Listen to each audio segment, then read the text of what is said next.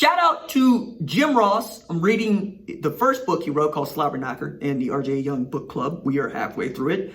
I'm going to get into Under the Black Hat in a little bit, but I was struck by a photo. You know, some of these books, they got photos in the middle of them, you know, glossy, and they give you a little bit of insight to the scenes in someone's life or the scenes in an event you're reading about. So there's a picture of Jim Ross wearing his Oklahoma gear. He's got a Big 12 championship hat in his hand. He's wearing his trademark black cowboy hat, and he's had his one in the air like you do when you root for the Oklahoma Sooners. And the caption is, "Enjoying my Sooners winning the Big 12 championship in Arlington, Texas, before politics and egos pillaged the league." To which I say, show me the lie. Show me the lie.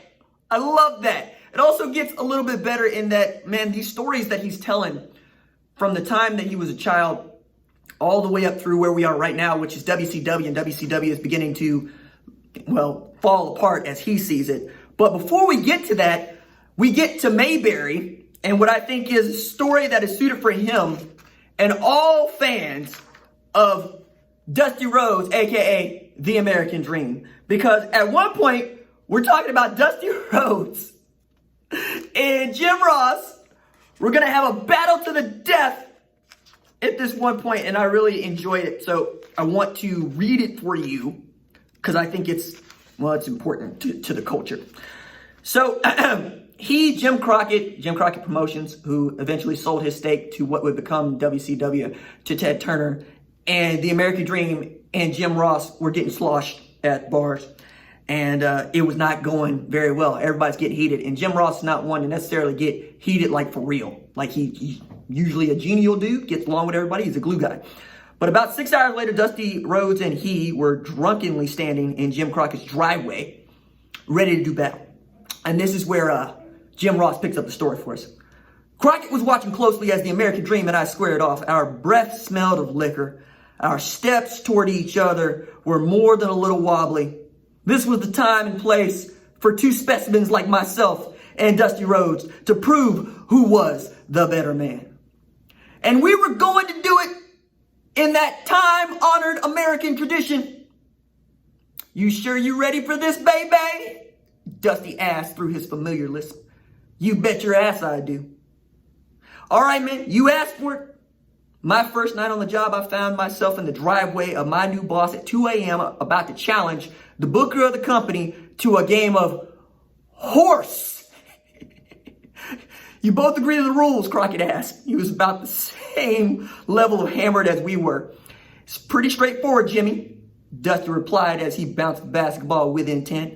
$100 says I'll whoop Jim Ross's Oklahoma ass. I reached for my money like John Wayne reaching for his gun, except I was pretty drunk and couldn't remember where my wallet was. Dusty pointed to the floor. "Thank you," I said, and I stooped to reclaim my wallet. How it got there, I have no idea. $100, I asked. $100 is what I heard, Crockett replied. His wife was at the top of the window of their house, anxiously looking down on three drunk fools making noise in her driveway. "Watch this guy," Dusty said to Crockett about me. "These Okies, they're born cheaters." Dream bounced the ball in my direction. My hands were too drunk to protect my face, and it took me a minute to realize I had just been hit in the nose with it. "Oh, spot him right in the kisser," Crockett said as he and Dusty creased over with laughter. I was having a hard time focusing on Crockett's house, never mind the basketball hoop attached to it. In normal circumstances, I would have been competitive in a high-stakes game like horse, but on this night, my motor functions were a little impaired. The only thing that gave me hope was watching Dusty struggle just as much as I was. For all his trash talking and court psychology, Dream was as drunk as I was. It was like if the NBA only recruited chubby Caucasian players and this was Game 7. Both Dusty and I took roughly 1,000 shots each before we finally made the 5 HORS count. HRSE. Spell RJ. We were out there so long that neither of us even noticed Crockett going to bed, turned off the lights on his driveway. Dusty and I were Texas versus Oklahoma, mano a mano, stocky commentator versus stocky wrestler. We were impaired, having fun, talking trash, and full of hope. Between the failed shots and heavy laughs, we talked wrestling, the future. We knew how lucky we were to be on the verge of something new and exciting. The $100 bill passed hands a few times over the course of the night, but what stayed put was a sense that we understood each other. Vince ain't going to give up easy. That is Vince McMahon. Dusty said as we finally walked away from Crockett's house. He had the basketball under his arm and my $100 in his pocket. I know, I replied.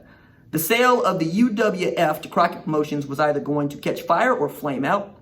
I had a feeling we were going to find out quickly as to which it was going to be. I love this story. I love this story for a number of reasons, but I love it even more because Dusty Rhodes naturally ended up getting fired from WCW, to which I did not know how he got fired. I knew he got fired. I didn't know how he got fired. So at the time, the first one running WCW was a fellow named Jim Herd, right? This is before Eric Bischoff takes over, right? In this book that I got you. So Jim Herd had his way of doing things. And the way he was doing things was the way that they did them in St. Louis, which is different than everybody else. So he's trying to make that thing national and make a national brand out of what worked in St. Louis and didn't really work everywhere else. So one of the things that he instituted was a no blood rule.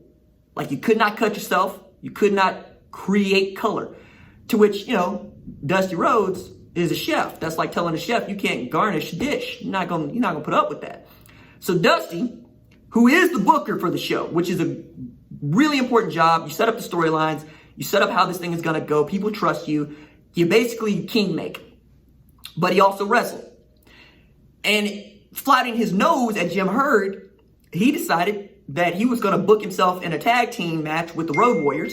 And with the Road Warriors, he asked one of them, I don't know if it's Hawk or Animal, to poke him in the eye with one of the spikes on their shoulder pads to draw blood, right? Blood was already going to be there. So he bled on national television, and the next day Jim Herd fired him.